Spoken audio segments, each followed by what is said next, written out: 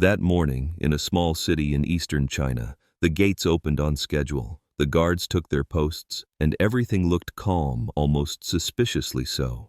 There were no screams, no fires, no signs of an approaching disaster. Just one detail that didn't quite make sense.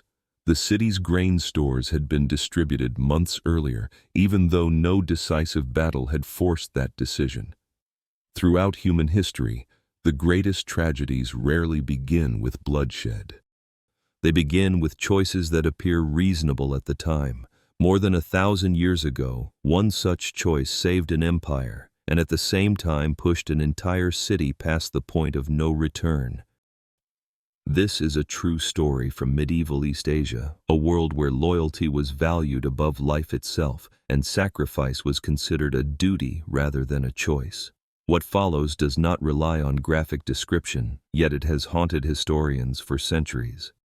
If saving a nation requires destroying every moral boundary, does history remember that as heroism or as a crime made acceptable? And who was the person who made that choice?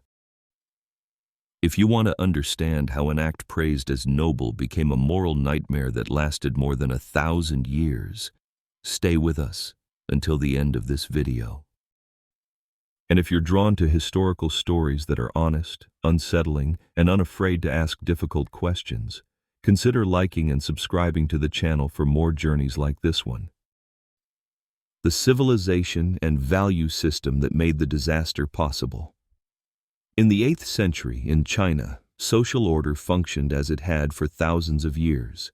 The court governed, officials executed policy, armies guarded the borders. And most people believed that the system, however imperfect, was stable enough to preserve order. That belief rested on one of the world's longest continuous civilizations.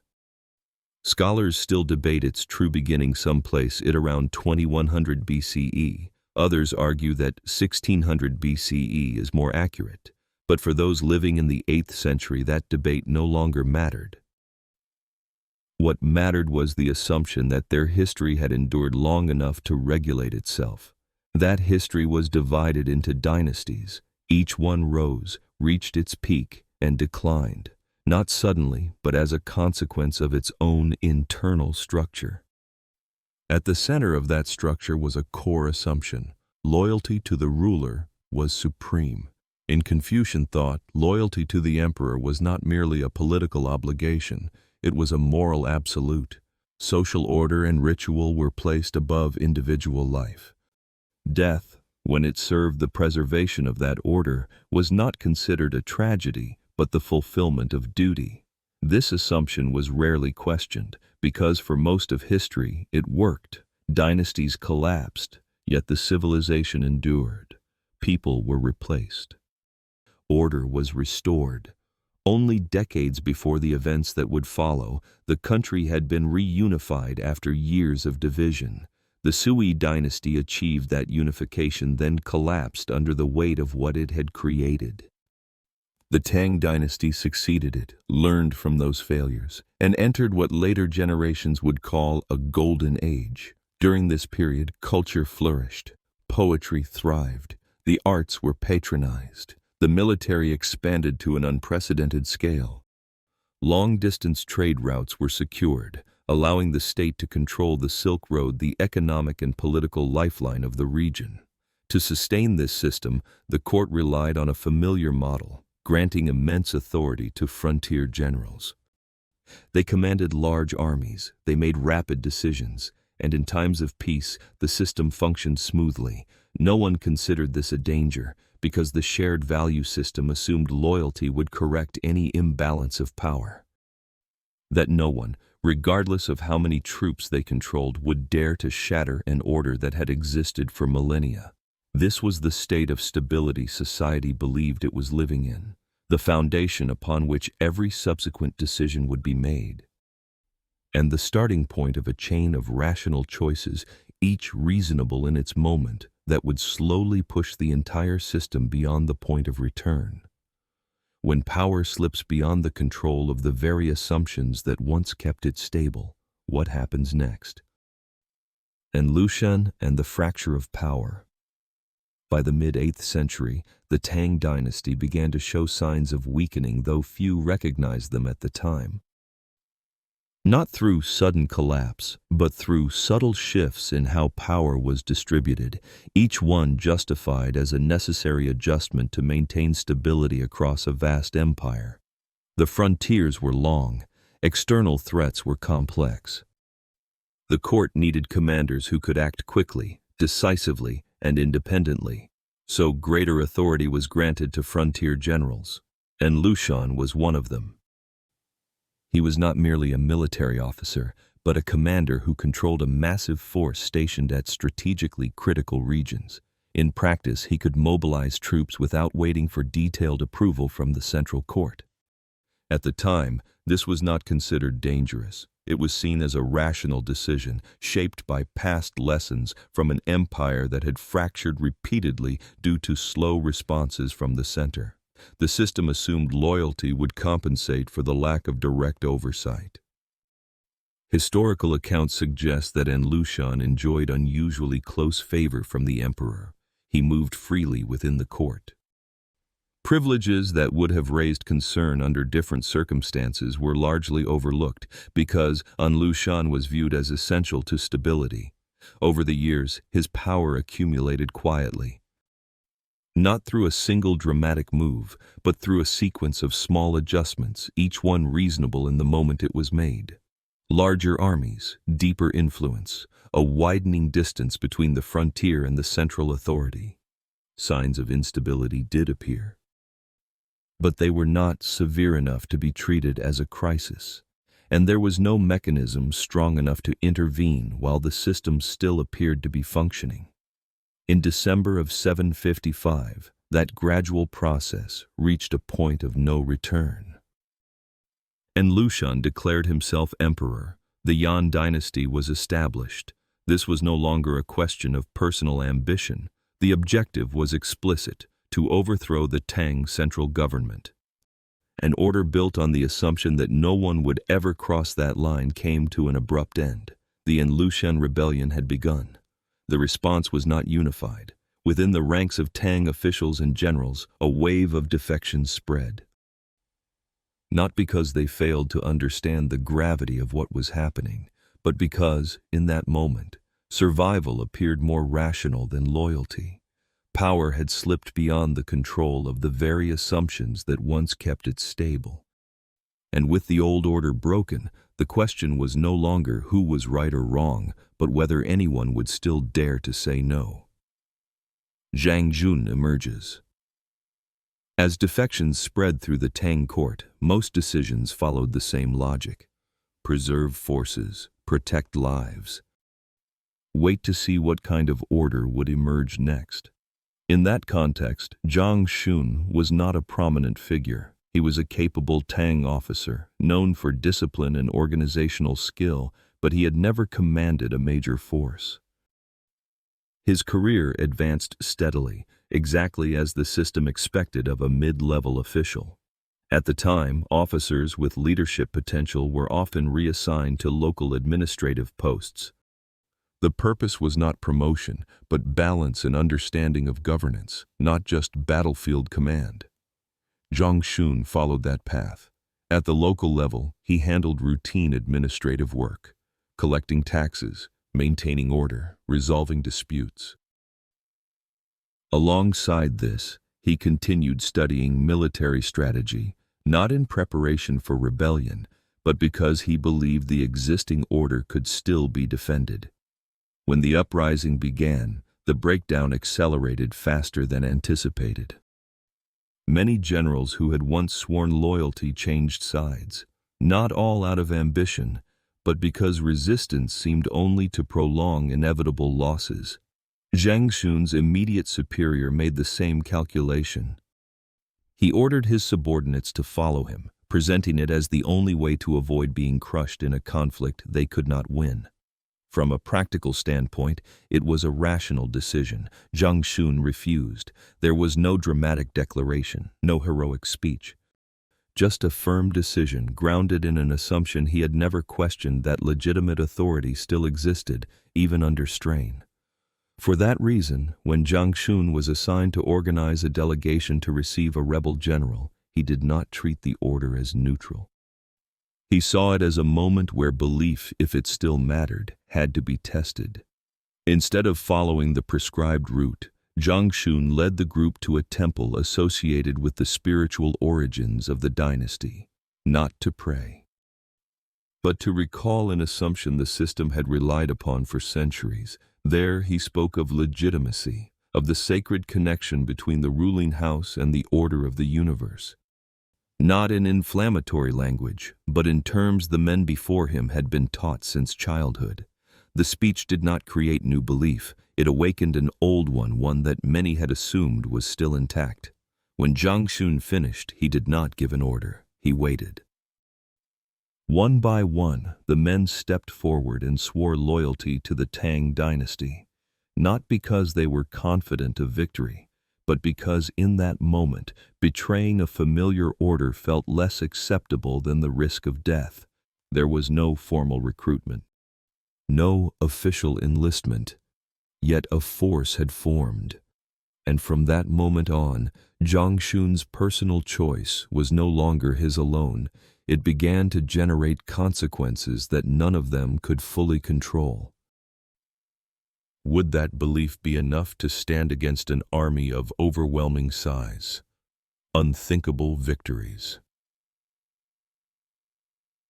From the moment those oaths were spoken, the choice was no longer symbolic. It became action. Jiang Shun gathered roughly 1,000 men. Not a professional army, but individuals who had just made a decision they understood could not be reversed. They left the region and moved toward Yangzhou, a position of strategic importance. When the Yan forces arrived, the imbalance was immediately clear. Around 15,000 rebel troops faced fewer than 1,000 defenders. From a military standpoint, the outcome seemed predetermined, but it did not unfold that way. By exploiting terrain, maintaining tight organization, and enforcing discipline far superior to their opponents, Jiang Shun and his forces repelled the initial assault. The Yan troops were forced to withdraw, leaving behind casualties far heavier than expected. The setback did not stop them. A short time later, the Yan army returned, this time with approximately 40,000 soldiers. The defending force had grown, but only to around 3,000. The second assault was more intense. Yan troops deployed siege ladders, attempting to overwhelm the walls through sheer numbers. As the ladders were raised, the defenders were ready. The wooden ladders were set ablaze. The fire spread rapidly. Many soldiers climbing them were burned or fell from significant heights. Wave after wave of attacks followed, each repelled in the same manner. Casualties mounted. Yan morale began to falter. When direct assault failed to break the defenses, the strategy shifted. The Yan forces tightened a full encirclement, cutting off supplies and waiting for the defenders to weaken on their own. Jiang Shun did not respond with passive defense. At night, war drums were sounded continuously, night after night. At first, the Yan troops believed a nighttime assault was imminent. They were forced to remain on alert for hours, but as the pattern repeated without an attack, vigilance gave way to exhaustion. Daily rhythms collapsed. Orders lost their force. When Jiang Shun sensed that complacency had spread, he moved to the next phase. Archers were ordered to fire bundles of dry grass instead of arrows. The objects struck armor and fell harmlessly to the ground. No injuries followed. Tension quickly dissolved into laughter. The Yan troops concluded that the defenders had run out of arrows. The message was relayed to their command. As messengers moved through the camp, Jiang Shun watched. He identified the position of the Yan commander. When the signal was given, real arrows were released. One struck the commander in the eye, inflicting severe injury. Chaos spread immediately. Over 16 days of fighting, more than 20,000 Yan soldiers were killed. The siege was forced to pause. From a tactical perspective, this victory exceeded every expectation, but it also created a new and more dangerous assumption. that through will, discipline, and ingenuity, the situation could always be reversed. That control over events still remained in their hands, and that was the moment when the path of retreat began to narrow. If the victors repeatedly proved they could not be defeated, why were they being driven toward a dead end? Suiyang under siege. After a series of failed assaults, the Yan forces changed their approach. Instead of seeking victory through a decisive battle, they concentrated their strength on a larger scale. More than 130,000 troops were assembled around a single objective, Suiyang. The city was not large, but it occupied a critical position on the route south. If Suiyang fell, the gateway to the fertile regions beyond would open. This time, the Yan army had no intention of withdrawing early. Zhang Shun was dispatched to assist in the defense. When he arrived, the situation still appeared manageable. The city had stockpiled enough grain to last approximately 1 year. Based on prior experience, this was considered cautious and sufficient. Before the siege fully tightened, however, an order arrived from higher command. Suiyang supplies were to be shared with other nearby forts. The intent was to preserve a broader defensive line and prevent surrounding positions from collapsing too quickly. At the time the order was issued, it was a systemic decision. No one regarded it as a mistake. The gap between theory and reality had not yet revealed itself. When the siege began, the defending force numbered roughly 6,800 men. The Yan army sealed the city from all directions. Every supply route was cut. The first weeks passed under tension but remained controlled. Then weeks turned into months. Food stores declined steadily, exactly as calculations had predicted, but without room for adjustment. As reserves dropped below safe levels, soldiers began searching for substitutes, insects, roots, anything that could be swallowed. Meanwhile, the Yan army continued to apply pressure. Assaults resumed, ladders were raised, the walls were tested repeatedly. Each attack was repelled, but each defense thinned the ranks inside the city. The wounded did not recover. The exhausted were not replaced. Numbers fell, from thousands to roughly 1,600 men. At that point, the question was no longer whether another battle could be won. It was whether the defenders still possessed the means to survive within the walls. Here, war was no longer fought with blades. It was fought with time, with hunger, and with decisions made earlier when everything still appeared to be under control. When there is nothing left to eat, what will people do to keep fighting? Crossing the moral threshold. As the siege tightened and supplies ran out, Zhang Shun was forced to open the last remaining option. He chose to break through the encirclement. Nan Jiyun was assigned the task. 30 men were selected. Not at random, but those still strong enough to move and fight. They struck a weak point in the siege lines and escaped with minimal losses. Leaving the city did not mean safety. They moved from one district to the next, seeking food and reinforcements. The responses were nearly identical. No troops, no supplies, no capacity to intervene. In one place, Nan Jiyun was received with a banquet. The local official did not refuse him outright. Instead, he urged Nan to remain and join his own forces. Nan Jiyun did not touch the food. He said the people inside the city were starving, and if he ate here, it would break the final assumption holding them together. When persuasion failed, Nan offered proof. He cut off or bit off one of his own fingers, not to shock, but to demonstrate that his decision left no room for retreat. Eventually, one district agreed to send 3,000 troops. They marched back toward Suiyang, but the siege they encountered was no longer the one they had escaped. Only around 1,000 men made it back into the city alive. The number of soldiers increased. The amount of food did not. Inside the walls, conditions entered a different phase. Families began trading their children for food. Not because they believed it was right, but because no alternatives remained. Then came the moment when nothing edible was left. No insects, no roots, no animals. The bodies of those who had recently died became the only remaining source of sustenance. Zhang Xun stood before his soldiers and made a decision that could not be undone. He killed his own concubine, not in panic, but as a calculated act meant to eliminate the last hesitation. After that, boundaries no longer existed. The army began killing women.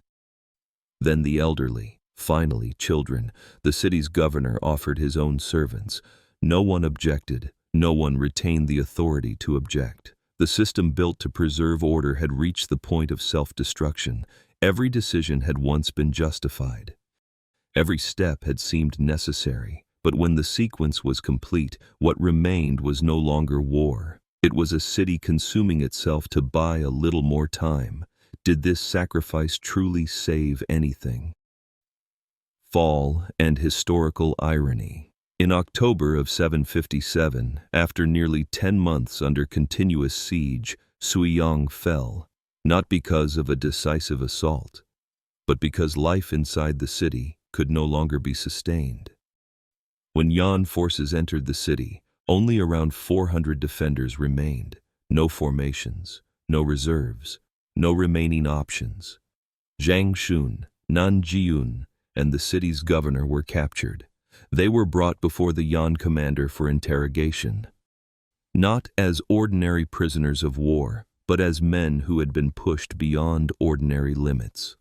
The interrogation quickly turned into an offer. The Yan command did not seek immediate revenge. They sought recruitment.